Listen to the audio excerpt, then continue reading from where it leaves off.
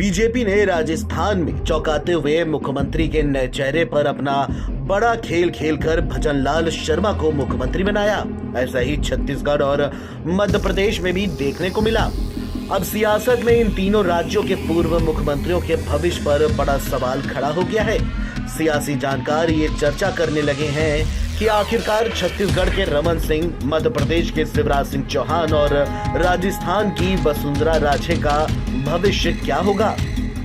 इसको लेकर एक मीडिया चैनल को दिए इंटरव्यू में बातचीत के दौरान बीजेपी के राष्ट्रीय अध्यक्ष जेपी नड्डा ने बड़ा संकेत दिया है। कार्यक्रम में बीजेपी के राष्ट्रीय अध्यक्ष जेपी नड्डा से राजस्थान की वसुंधरा राजे, मध्य प्रदेश के शिवराज सिंह चौहान और छत्तीसगढ़ के रमन सिंह की अगली भूमिका को लेकर सवाल उठाए गए। इस पर उन्होंने कहा कि पार्टी वरिष्ठ नेताओं की अनदेखी नहीं करेगी, उन्हें पार्टी में उनके कद के हिसाब से जिम्मेदारी सौंपी जाएगी। पार्टी इन नेताओं का उपयोग अच्छे कामों में करेगी।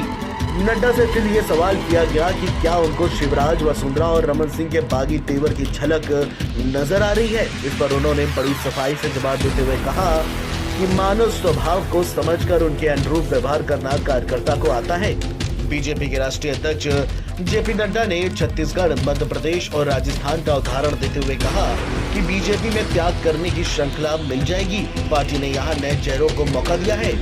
उन्होंने कांग्रेस पर निशाना साधते हुए कहा कि कांग्रेस में ऐसी नैतिकता नहीं है। कांग्रेस के नेता तो कुर्सी से सिर्फ चिपके हैं। उन्होंने आगे ये भी कहा कि भारतीय जनता पार्टी में बहुत से ऐसे लोग हैं जिन्होंने पद से इस्तीफा देकर संगठन का काम संभाला है।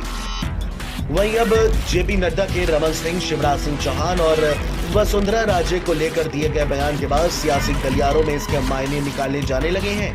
राजनीतिक जानकारों का यह कहना है कि नड्डा के इस बयान के पीछे तीनों नेताओं को बीजेपी लोकसभा चुनाव में उपयोग कर सकती है, यानी उन्हें केंद्र में मंत्री बनाया जा सकता है। रमन सिंह और शिवराज सिंह चौहान ने इस बार पद छोड़ते समय भाजपा के सामने कोई भी विरोध नहीं किया, लिहाजा संभावना है कि उन्हें केंद्र के मंत्रिमंडल में जरूर जगह मिल सकती है।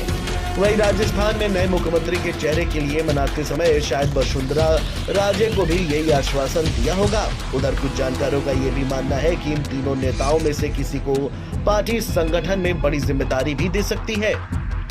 वहीं बीजेपी की पूर्व मुख्यमंत्री वसुंधरा राजे के रहते हुए नए चेहरे भजनलाल शर्मा को मुख्यमंत्री बनाया गया। हालांकि ये काम बेहद जटिल था, लेकिन भारतीय जनता पार्टी ने रक्षा मंत्री राजनाथ सिंह को भेजकर विशेष रणनीति के तहत इसको अंजाम दिया।